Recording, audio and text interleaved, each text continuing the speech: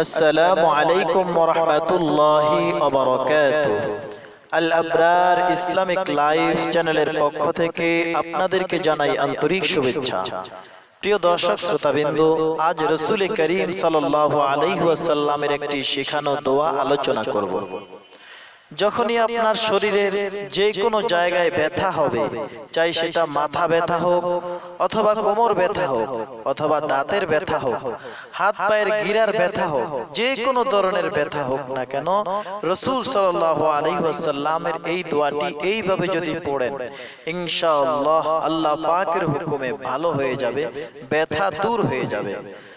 তবে আল্লাহ পাকের উপর পরিপূর্ণ বিশ্বাস রেখে এই আমলটি করতে হবে, কেননা আল্লাহ পাক যদি সুস্থ না করেন, দুনিয়ার সমস্ত ডাক্তার মিলেও সুস্থ করতে পারবে না।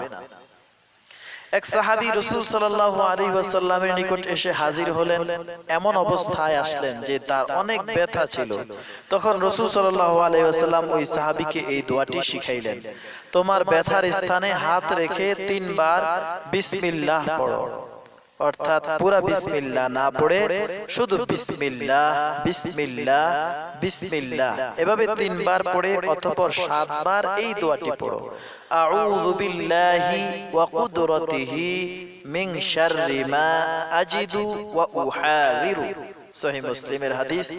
অনেক বড় বড় বুজুর্গ এবং ওলামায়ে কেরাম ব্যথার জায়গায় হাত রেখে এই দোয়াটি পড়ে ফুঁক দেন, আল্লাহ পাকের হুকুমে ব্যথা ভালো হয়ে যায়।